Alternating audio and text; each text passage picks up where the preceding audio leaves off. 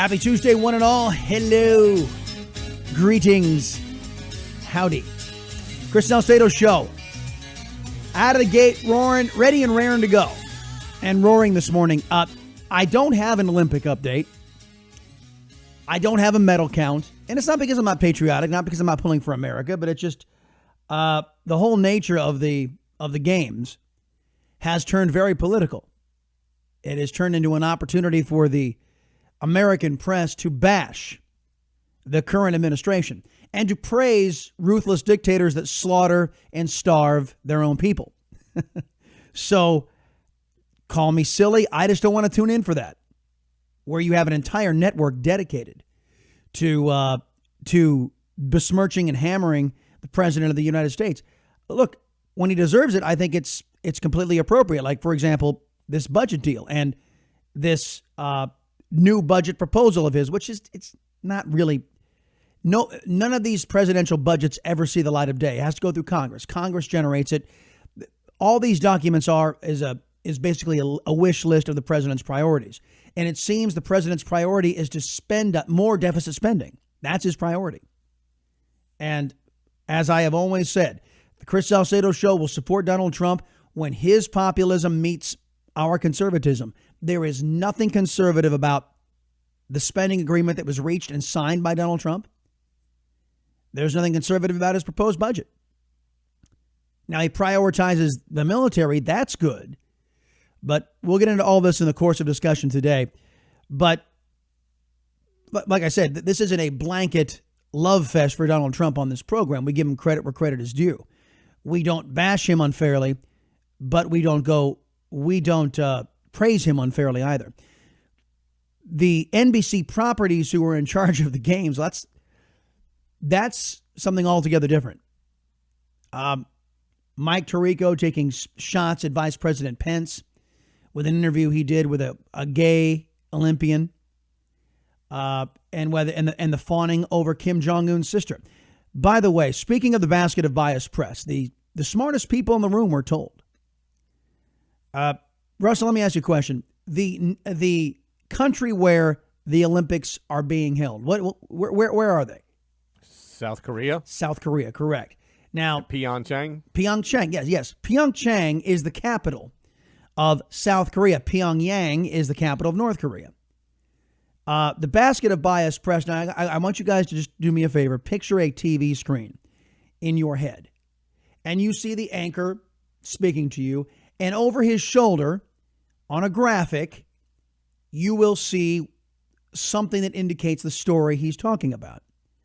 Well, an ABC affiliate, and I forget which, WLS, I think that's in Chicago. That is in Chicago. ABC, and it might be in what they call an O&O, an owned and operated ABC station. Not sure if it's an affiliate or an O&O. It's beside the point. The smartest people in the room, you have the anchor dressed in and by the way, this is up on the Chris Salcedo Show Facebook page if you want the visual. It's wow, bad shirt with that tie. Blue tie, blue checkered shirt, and a sports coat. And the anchor is talking, and over his left shoulder, you see a graphic. And it's the games, and you see the Olympic rings. And instead of Pyeongchang, it says P.F. Chang. Now, for those of you who don't know what P.F. Chang's is, that's a restaurant chain. Pyeongchang is the capital of or one of the cities in North Korea where it's being held. Pyeongchang, and then P.F. Chang's is a restaurant, and so this graphic indicates P.F. Chang. There you go. So that's our Olympic story for today, okay? So we can at least say we talked about it. You know, Russell, I'm planning on taking a trip to P.F. Chang myself one day soon. Nice.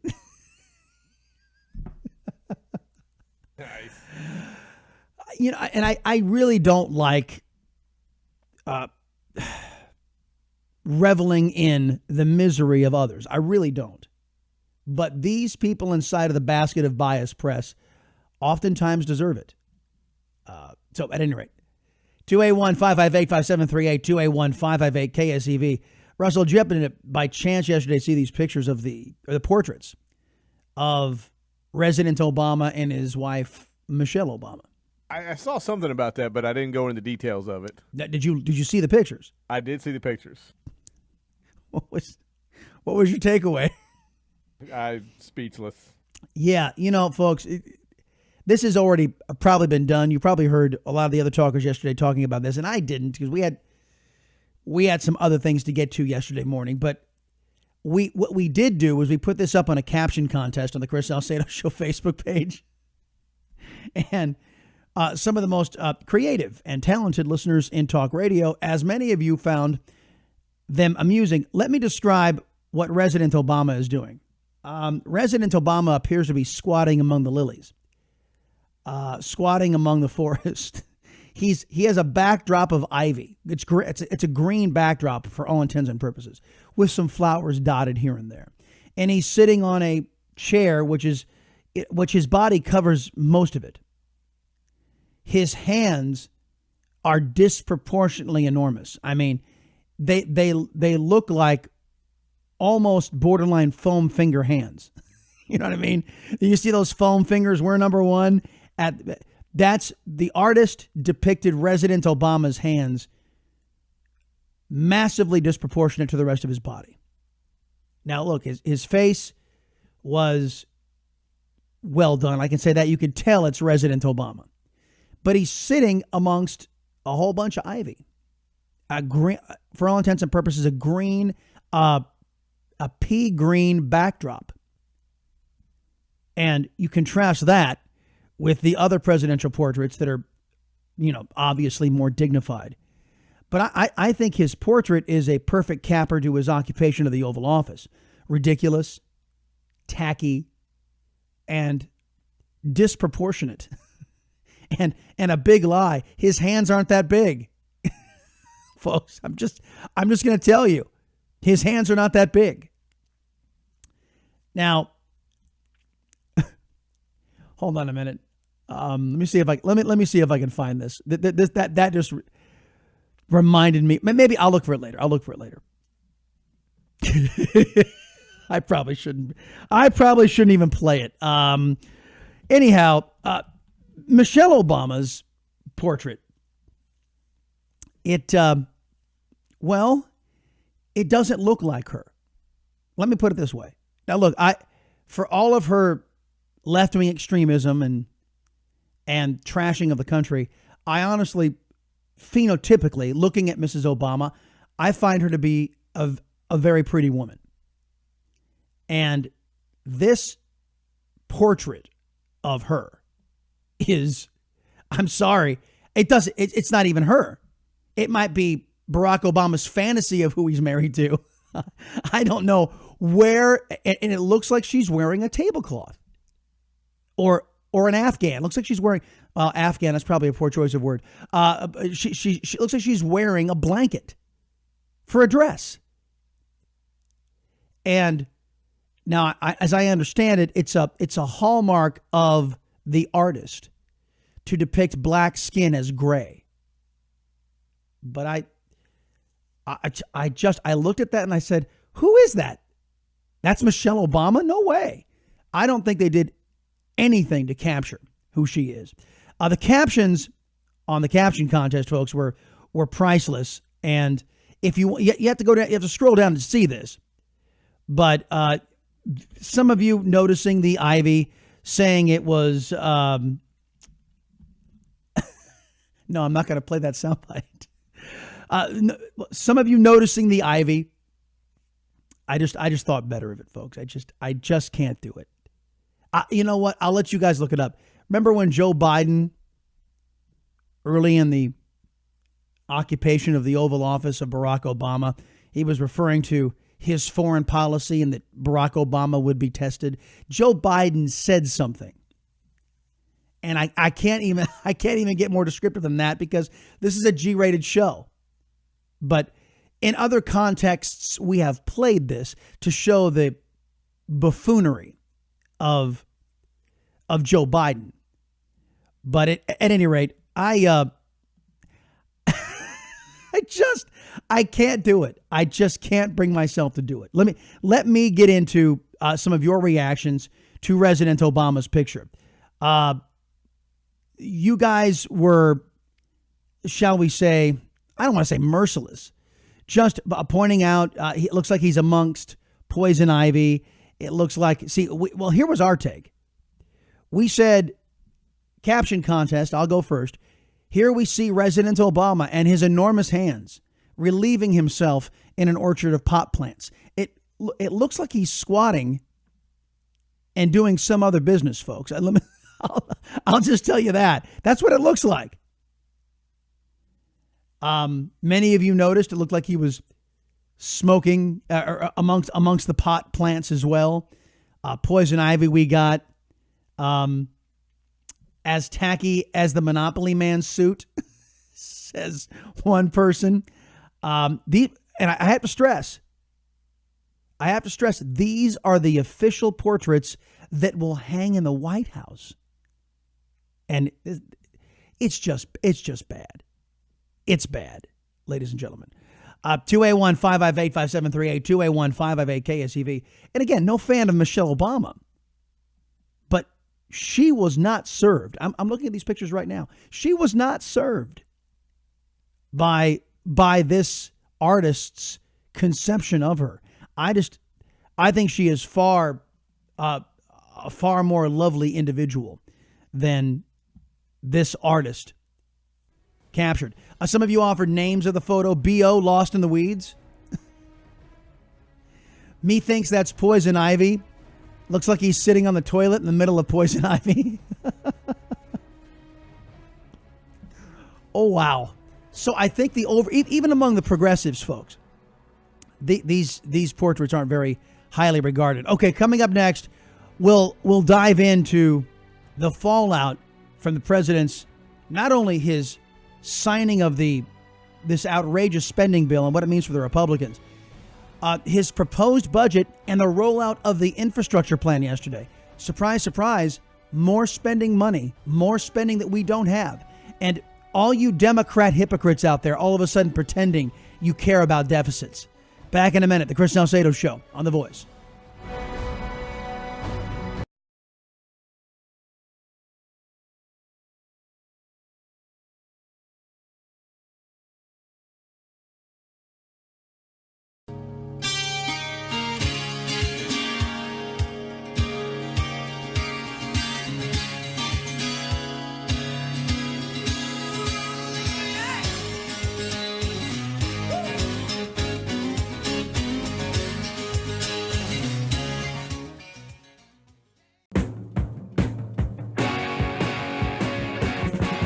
And welcome back, everybody, to the Chris Salcedo Show here on the Voice of Texas, AM 700 KSEV.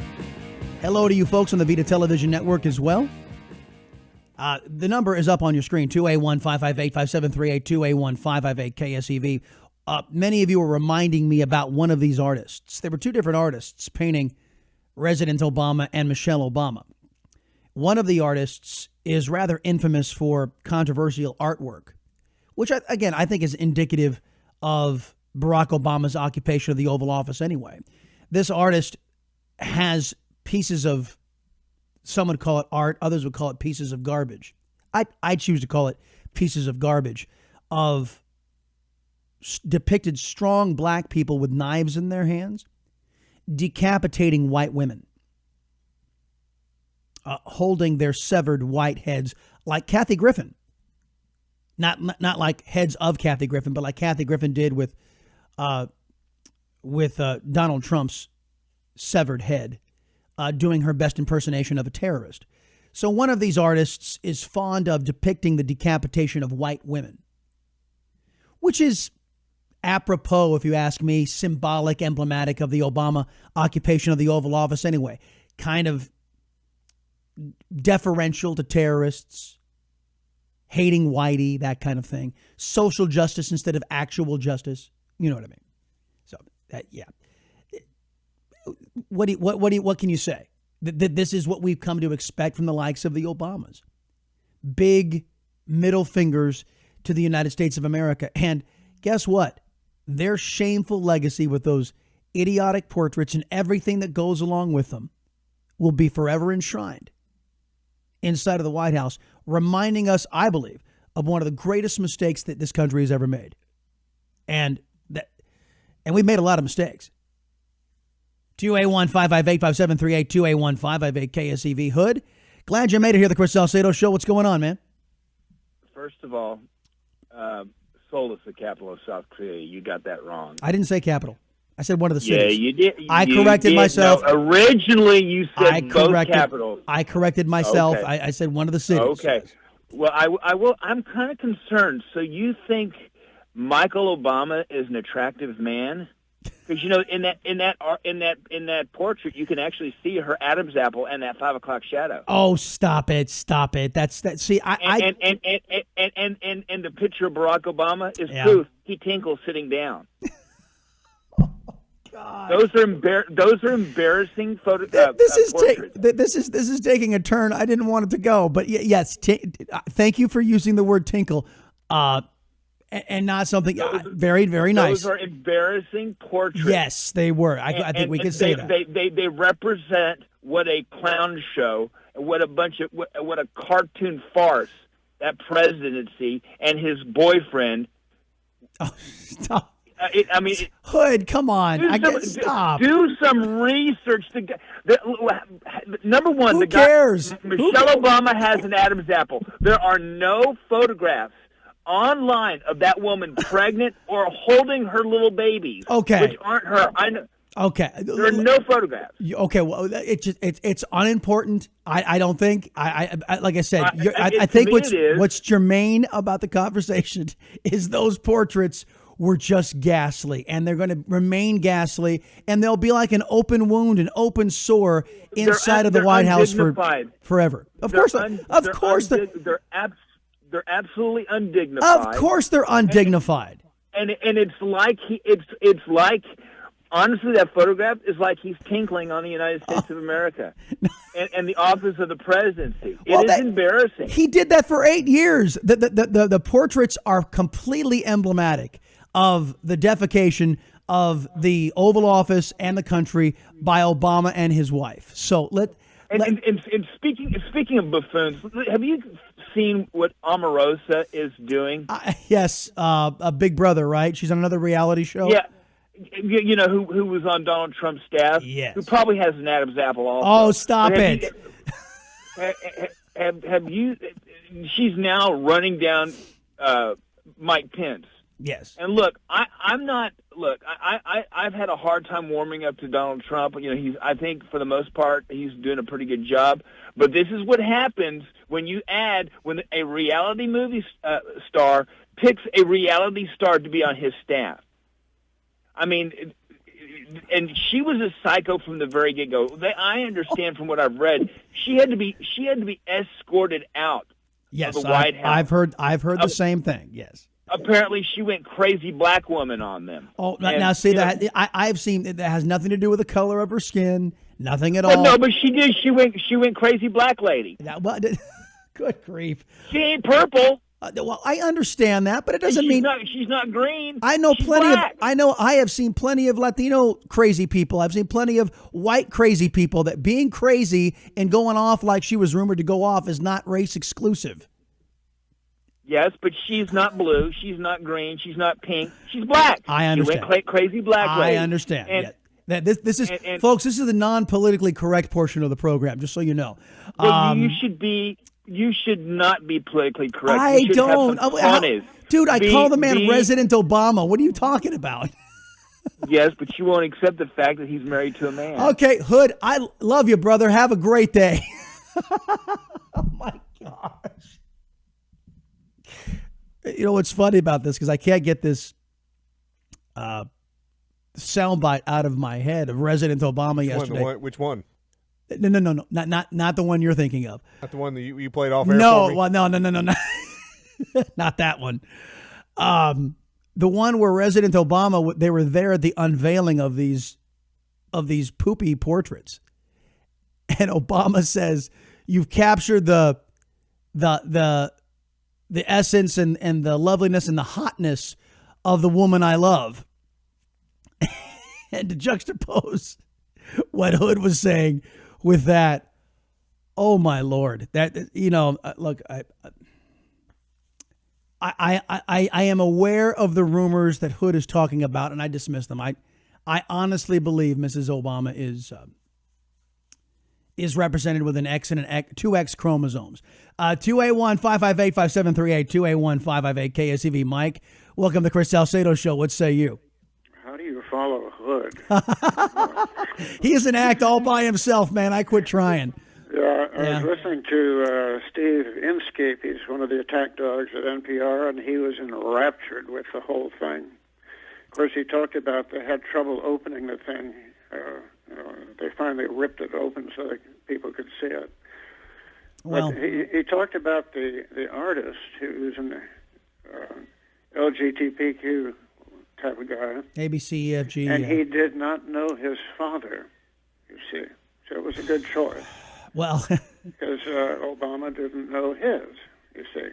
Well, I think it's fair to remember, Mike, that these portraits will remind America of the insult of the Barack Obama occupation of the Oval Office. I think they do capture the essence of his occupation of the Oval Office. How about that? Are they going to put the two palm trees on either side? Oh, that's low, man. It's true, but it's low. Have a great day. You too, Mike. Thank you very much. 281-558-5738, 281-558 KSEV. Oh, good grief. I heard the Ivy described as Fenway Park. I said, what an insult to Fenway Park. There was nothing Americana about the occupation of the Oval Office of President Barack Obama. By the way, speaking of those who are un-American and those who are disgusting racists who are part of the Democrat Party, you guys know who Keith Ellison is, right? He is the first Muslim to be elected to the House of Representatives. And this guy was getting beaten up by those of us who don't like anti-Semites, by those of us who don't like racists. And Keith Ellison was declaring that he never sat down with the leader of Iran, the number one state sponsor of terrorism, and he never sat down with Louis Farrakhan at a dinner. Turns out there's video, and some people are weighing in about this anti-American, anti-Semite congressman who he's the vice chair of the Democrat National Committee. Back in a minute, I'll share with you the story. I'm sure Sheila Jackson Lee is proud on the Chris Salcedo Show on the Voice of Texas.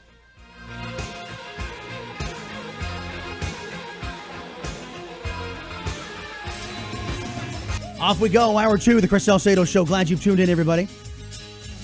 281-558-5738, 281-558 KSEV.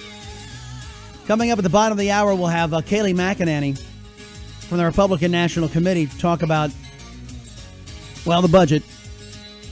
Talk about this Congress, the Republicans spending. Look, I'm not going to sugarcoat this for you. You know, when I caught flack yesterday from one of you who said that I didn't call out by name all of the individuals in the Houston area who voted for this. So I went back and forth with this guy. I said, look, I told you the problem. I told you that this passed. I said the primaries are coming up. And I said that now you've got Republicans responsible for $1.2 trillion worth of deficit. Now, it's probably going to come in a little bit lower than that.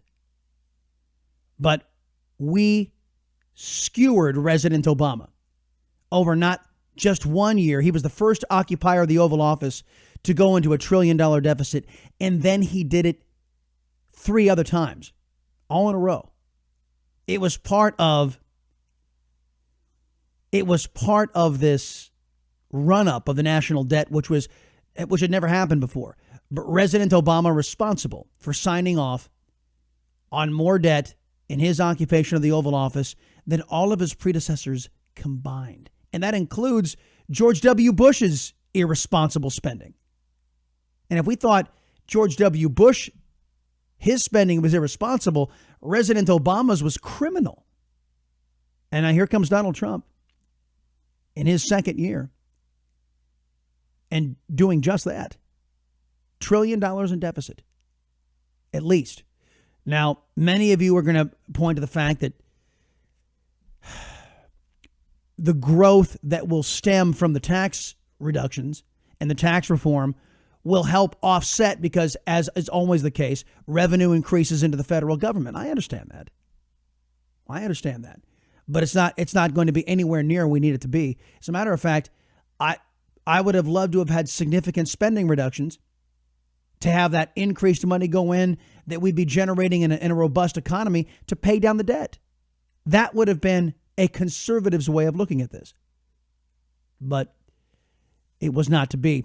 I told you before the break that we would get into the story. You guys know who Keith Ellison is. This guy is a left-wing extremist, American-hating idiot. Sheila Jackson Lee loves the man. And he is a typical Democrat. Hates America, anti-Semite, typical Dem. The head of the nation's largest Jewish civil rights organization called it extremely disturbing, writes the Daily Caller, that 3 Democrat congressmen, including the vice chair of the Democrat National Committee, attended a private dinner with the Iranian President Hassan Rouhani and the leader of the Nation of Islam, Louis Farrakhan.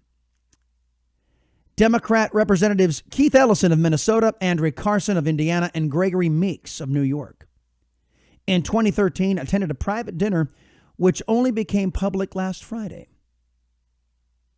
Now, what does Gregory Meeks and Andre Carson and Keith Ellison, what are they doing talking with the leader of the number one state sponsor of terrorism? And what are they doing talking to a racist by the name of Louis Farrakhan, who hates white people? What were they doing in that meeting? And why were they lying about it since 2013?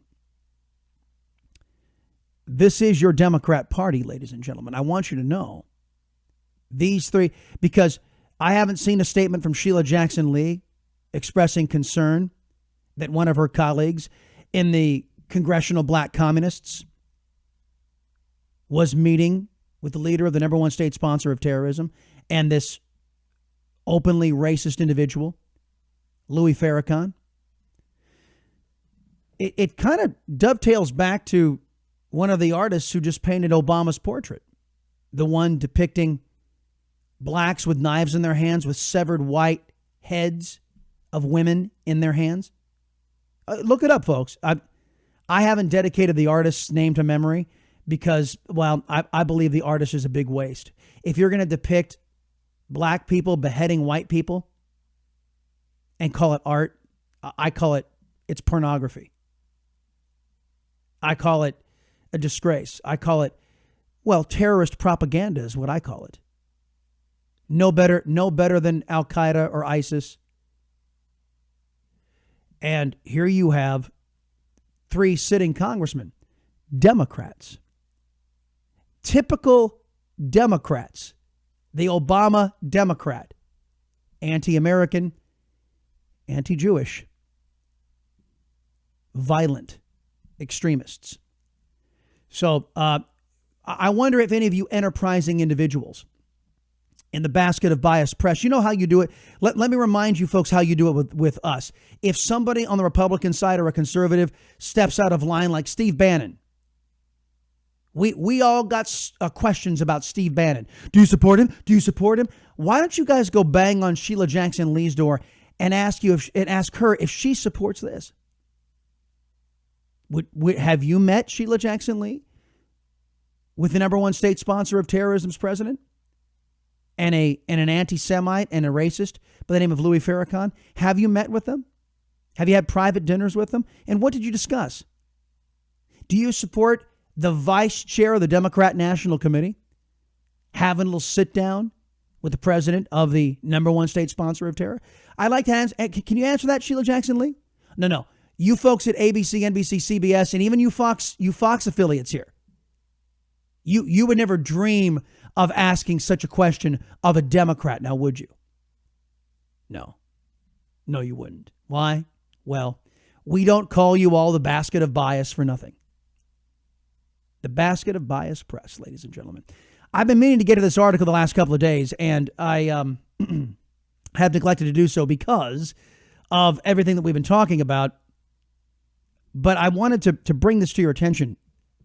The Texas Monitor has been watching the leftist Joe Strauss and what he's been up to. You know, he has a PAC, and his PAC is distributing money to other in-kind leftists, to other in-kind statists, to those who believe not in a government of, by, and for the people, but a government of, by, and for the government. Joe Strauss, of course, his priorities are Democrats' priorities, and vice versa. Let me read from Kenrick Ward's piece. Top spending political action committees are putting their money on 20 Texas House Republicans listed as priorities of lame duck Joe Strauss. Oh, he's far from a lame duck. Now, his name has become toxic. I understand that. For those of you watching on the VIDA Television Network, Joe Strauss is, let me think of a liar that you would all know. Oh, I mean, ideologically speaking, he's like President Obama. And then pretends to be one thing and then does another. His main objective has been to thwart conservatism in the state of Texas. And he's been tremendously successful. Last session, for example, this guy, Joe Strauss, who calls himself a Republican, made sure the number 1 and number 2 passers of legislation in the House were Democrats. Again, Joe Strauss's priorities are Democrat priorities. Big pro-abortion guy, big high tax, high spend guy, centralized government control. All of you out there who are left-wingers, you love him. We all know why you love him. Universally, all you folks watching on the VIDA Television Network, let me give you another example. Joe Strauss, as a Republican, gets universal support among Democrats. Universal support. So anyway, he's got a lot of money, a lot of leftist money behind him. In November, Capitol Insider reported the Strauss team had prioritized more than 24 Texas House contests for support in meeting with an elite group of allied lobbyists. These, of course, are those who believe in buying support, not competing, but actually getting government to do their bidding for them so they don't have to compete. Let me tell you who Joe Strauss is donating to.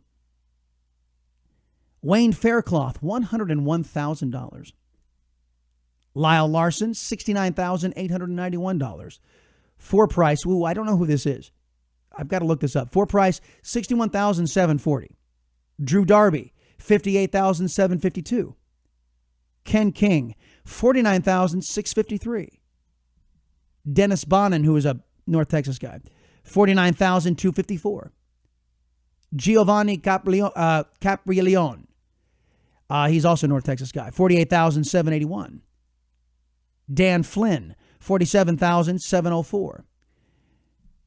And Sarah Davis, $46,751.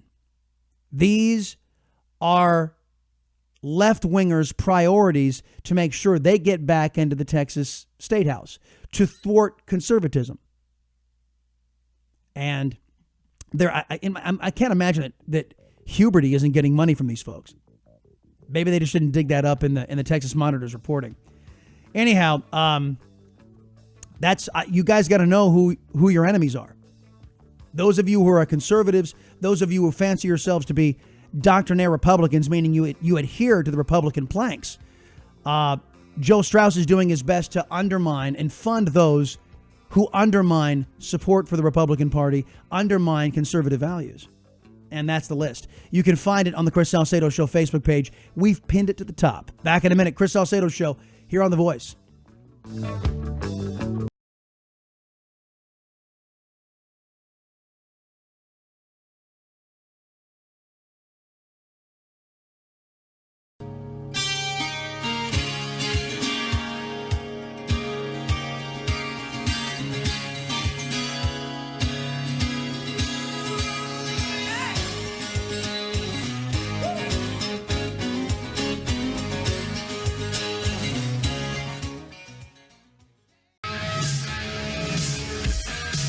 little Def Leppard. Which one is this? Photograph. All right, that's right. Yeah. Photograph. Pyromania album, folks. One of the greatest rock albums that has ever been put out. Pyromania. You guys, for those of you who were coming up in the 80s, you Reagan babies out there, you would recognize that.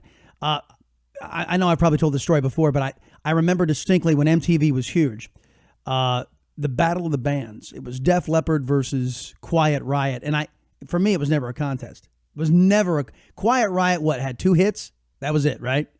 Quiet Riot, nowhere near the talented band that Def Leppard was. Def Leppard had, and I believe they've lost. I don't think they have all of their band members, right? They didn't. Well, I know one of them lost his arm in an accident. But I think they actually, since then, have lost one of their band members. So they're not, Def Leppard, I don't think will be complete ever. But great band. 281-558-5738, 281-558-KSEV. Fred, you're going to launch me into our budget discussion. Hello, sir. Good morning, Chris. How you doing? Doing well. What's going on? Well, a couple things. One, I was around, I guess, for some of the earlier days of MTV. I just remember Cyndi Lauper jumping around.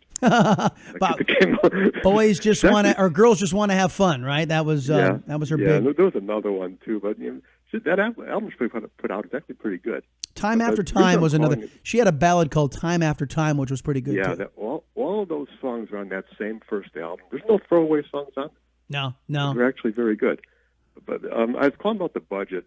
I think it sounds like you've covered that yesterday pretty well, but let me distill it down to this. You have to pass my $4.4 trillion budget now to see how I recover that money later. Sound familiar? Yeah, it's... that's... Look, you know what? And you and I both know, Fred, that if we start getting increased revenue into the federal government, guess what's going to happen? They're just going to spend it. It'll get spent. It'll get spent. And you know what? And the thing about it is... That and Molly Hemingway brought this up, and we brought it up the other day. That and I think Lance has even talked about this too. That's the new spending level. That now so you're increasing. We're now up. He has a proposal out there, folks, for a new budget, $4.4 trillion. That becomes our new spending level, and all of the automatic increases take place after that. So it just adds more debt on top of more debt, and there's no downward trajectory on the spending. What worries me about this, Chris, at some point there's a hard deadline, and that deadline comes when there's not enough money to pay the interest on the debt. Well, that's just economics. That's just arithmetic, mathematics. Yeah, right. Well, right now it's $400 billion bucks right now that we pay right off the top for interest. This is going to happen absent some cutting into that debt. I mean, it doesn't Fred, matter. what year? What year does that happen? I think is it 2030 something? Well, let me refer to candidate Donald Trump, who was talking about, he made a prediction about when it's all going to be over for the United States. Remember, folks, we are fast approaching $21 trillion in debt. Here's Donald Trump. We owe $18 trillion. We're going to $21 trillion and ultimately 24, which is a magic word. 24 trillion. That's the magic number. That's like the point of no return. And we're there very quickly. We're going to end up being another Greece, and maybe we're going to end up being another Detroit, because that's where our country is going. We need proper leadership. Yeah. So where's the proper leadership? That's a lot. You know what? I've got Kayleigh McEnany coming on the program here at the bottom of the hour. I'm going to ask her. I'll probably play that soundbite. Or you know what, Fred? I might even play this soundbite. Listen to this. We have got to stop spending money we just don't have. We got to cut spending. We got to get this budget deficit under control and get this debt under control. And the throngs cheered. And then as soon as they got the levers of power, what did they do? Spent us into oblivion. No different than President Obama, other than the fact that the money that we're secure in the knowledge that it's going to go to our military, at least partially, the rest of it is throwaway, just like Barack Obama. So what are you going to do? Fred, we're at 21 trillion right now. We're at 24 trillion is the magic number when we can't finance the debt anymore, according to Donald Trump. So I don't think the numbers are quite there, but you guys get the point. If we're paying $1 trillion in interest, that means the $2.5 trillion that we're raising in revenue right now becomes even less impactful. Thanks for the call, buddy. I appreciate it. There was some discussion on this yesterday. Donald Trump was talking about his infrastructure plan, and the Fort Worth mayor got in a pretty good question yesterday. Right here, representing Texas. Listen to this. Yes, I want to echo Mayor Benjamin's. In Texas, in Fort Worth and Dallas in particular, we're the fastest growing region in the nation currently and have been in the top 5 for years. Will this money continue to flow through our COG, through our MPO, or will it be parceled out between the state and the cities? Because currently the cities are hit with bonds and our budget process for pay-as-you-go dollars for our infrastructure. It would really be a big help if we can partner, as Mayor Benjamin said, to help drive that, because most of these projects will come through the cities or through our surrounding rural and suburban areas. Yes, and the President's proposal recognizes that dynamic. And so for the incentive program, applicants could be a state, city, county, group of counties, group of cities, cities and counties. So I think the point is that you know best how to structure and what projects you want to advance and what your community is looking for. So we want to leave that flexibility up to you. Democrats are panning this idea because it doesn't entail the federal government writing you can write a $1.5 trillion check, but of course that all goes on the credit card. Democrats, if you can't drive the country into further insolvency or raise taxes on people because it's your responsibility to put up with all of their wasteful spending, plus do without. Your family should do without to handle their infrastructure issues. The mayor of Fort Worth seemed to be pleased with what she was hearing. I think it's a very exciting project and exciting to see the business mindset being brought to the table where we can begin to deliver projects on time and on budget, if not under budget, so we can stretch those thin dollars further. Thank you, Mayor. Yeah, so the mayors and the governors kind of liked what they were hearing. But what you guys have to know is that this is a public-private partnership. This is going to be divvied up between the federal government, the states, and private industry. And, of course, Chuck Toomer is decrying this as Trump tolls for roads. Chuck Toomer doesn't like the idea that private industries will be developing these much-needed roads and charging tolls. I'm not enamored with tolls forever. I'm enamored with a finite time period for tolls to be enacted on a particular roadway, constructed in such a way to where you can collect the tolls. And when it's like, for example, it took entirely too long, ladies and gentlemen, but there was a bridge built in my former hometown of San Diego called the Coronado Bridge. And it went from mainland San Diego across to the island of Coronado. And that bridge used to be a toll until it was paid off. And then the toll went away. There needs to be sunset provisions on our toll roads across the country if we are going to do this. The federal government is going to put in $200 billion, and the rest of the $1.5 trillion coming from states and coming from private industry. Now, we'll talk about the infrastructure rollout and also ask Kayleigh McEnany of the RNC, has the Republican Party changed? Has the Republican Party now turned into the big spenders on the block? Back in a minute, the Chris Salcedo Show on the Voice of Texas.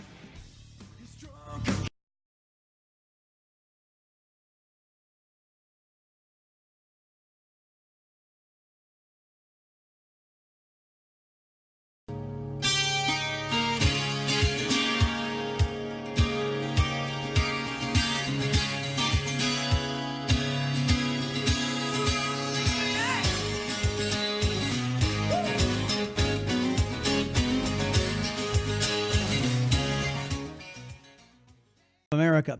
Let's get to our guest today. Her name, you guys have seen her everywhere. She's all over cable news. Kayleigh McEnany. She's the acting RNC spokesperson for the Republican National Committee. Prior to being announced spokesperson, Kayleigh worked for CNN as a political commentator. Kayleigh, it's a pleasure to welcome you the first time to the Chris Salcedo Show. Hey, Chris. Thanks so much for having me. Let's talk about the president's rollout of his infrastructure plan, $1.5 to $1.7 trillion. It's a commitment of about $200 billion from the federal government. The rest will be the states and the private sector filling in the gaps there. How is this all going to work? Well, this is a nice compromise between trying to do this in a more responsible manner. We know President Obama had $787 billion of federal funding, so nearly 4 times as much. And we didn't see any results. We didn't see those shovel-ready jobs. Even President Obama admitted that. So this is about a fourth of the investment, but we intend for it to spur partnerships with the private sector through a loan program from the federal government, a matching program, several different methods of getting private investment. And we think that that's the answer, empowering the private sector and states, not the federal government. A man we call Chuck Toomer because he loves the cancer that is Obamacare. Chuck Toomer, the senator from New York, has said that he wants, or he's calling this proposal the Trump tolls, because he is alluding to the fact that a lot of these roads will be built by private interests, thus they'll be toll roads, which I don't mind temporarily, but I brought up an example on the program of the region I used to be from in California, the Coronado Bay Bridge, which was a toll road for a while until they paid the thing off, and then the toll went away. Is that in the plan for the updating of this infrastructure as far as the roads are concerned? Well, it'll have to be, you have to look at each project in isolation, and we'll see how the various private companies that step up to the plate decide to fund their projects. But, when Chuck Toomer, I like that, says that, when he says that, the taxpayer is going to pay anytime you have an infrastructure plan. It's either going to be paid through taxes or through tolls. And at least with tolls, you have the option to use that road. You have the option in many cases to use a separate highway, like in my own home state of Florida. At least you have a choice. The way the Democrats want to do it, spend $1 trillion that we don't have and raise your taxes. And that's the less preferable way. Yeah, I've got some sound bites we'll get to from a former Democrat Congresswoman Donna Edwards, who basically said that the tax cuts would have been great for this. It's always, the Democrats never talk about cutting government or finding efficiencies in government. They always want to add taxes, more burden onto the American people. Kayleigh McEnany is the acting RNC spokesperson, folks. She's our guest here on the Chris Salcedo Show. So, and that kind of leads me to the budget proposal that this infrastructure plan is encased in. It's $4.4 trillion, Kayleigh. And I've got to tell you, as a conservative, my eyes are, they just shot wide open and saying, and I know it's only a proposal and these presidential budgets never see the light of day once it goes through Congress. I get all of that. But man alive, where is the fiscal restraint among Republicans? Well, it's important to step back and note that we have two types of spending. We have the discretionary spending and mandatory spending. Mandatory spending is our entitlements, Medicare, Medicaid, Social Security. They happen to be the chief drivers of our debt. They amount to 62% of spending each year. And those programs are where you're going to get deficit reduction. And this budget does take aim at those programs. It doesn't eliminate benefits, so not to worry people, but it does save $3 trillion in deficit reduction, and $1.7 trillion of that is to this mandatory spending, to these entitlement programs. So it's a good start. We've got to have that border wall. Obviously, that costs money. But starting to whittle away at these entitlement programs, again, not the benefits, but the exorbitant spending, that's a big deal. And this is a step in that direction. Yeah, and well, see, Donald Trump campaigned on not touching entitlement programs. He didn't want to touch Medicare and Medicaid. He didn't want to touch Social Security. And many of us in the conservative movement have saying that through the generations, typically progressive leaders have expanded eligibility for these programs, and they're being accessed by people who they were never intended to have access to them. Barack Obama, for example, of course, with his Medicare Medicaid expansion for Obamacare, basically saying, well, if you drive 2 Cadillacs and you live in a penthouse in Chicago, you're all of a sudden eligible for federal aid. It's an exaggeration, I know, but you understand that these programs were founded to help a certain segment of the population. And that's not an exaggeration. I actually talked to a woman who drives a Mercedes and is on Medicaid, and she said, I didn't want Medicaid. Obamacare forced me into it. So you're right. He expanded it, and we've got to, make sure that the people who need this get it and not those who do not need it and in many cases don't want it. Steve Hayes, always on Fox News, yesterday and was asked, is the Republican Party changing? Is the Republican Party now the party of big spending? Listen to what he said. I think the Republican Party is changing. I mean, look, President Trump ran for office not talking about debt and deficits in the way that Republicans had in the past. And you can be cynical and say that they didn't mean it in the past either. But he didn't make it a priority, and he argued against. He argued against Medicaid reform, Medicare reform. He argued against touching Social Security. This has been something the Republicans included in their budgets from 2011 to 2016. And this president, for the first time since 1976, didn't mention the national debt. Now, I understand Steve Hayes has never been a President Trump fan, and a lot of the never-Trumpers like Bill Kristol, who just talk about conservatism and never want it implemented. I understand that certain segment, but those of us who are in the movement and are in the trenches every day, this budget deal that Mitch McConnell and Chuck Schumer cut and that the president signed, and now looking down the road, all we see, Kayleigh, is deficits as far as the eye can see. Talk us off the ledge. Well, again, it contains $3 trillion in deficit reduction. This budget does, and this is a start. The president, his priorities right now are the promises he made on the campaign trail. He talked about building the wall. He talked about tax cuts. He's tirelessly working away at those. And, deficit reduction, it's important. Reducing our national debt, hugely important. But we do have time. We do have several years. If you're like me, you believe President Trump has 7 more years. And, this is the beginning of what will be a fiscally responsible administration. But this is just the first bite at the apple, just the first start. Great. Well, take this back with you to the RNC if you could. There's an Investor's Business Daily article that talks about the GAO's high risk categories. There are 36 as of 2017, 36 of these programs in the federal government, and you just choose 5 of them and you can save $89 billion. Just with 5 of those 36 programs, you start eliminating programs that are wasteful, or as the GAO calls them, high risk. That might be a way of alleviating the burden on the American taxpayer. Kayleigh McEnany, everybody. She's the acting RNC spokesperson for the Republican National Committee. Honored to talk with you, lady. Come back. Thanks so much, Chris. Anytime. And that's going to do it here for the Chris Salcedo Show worldwide on the VIDA Television Network.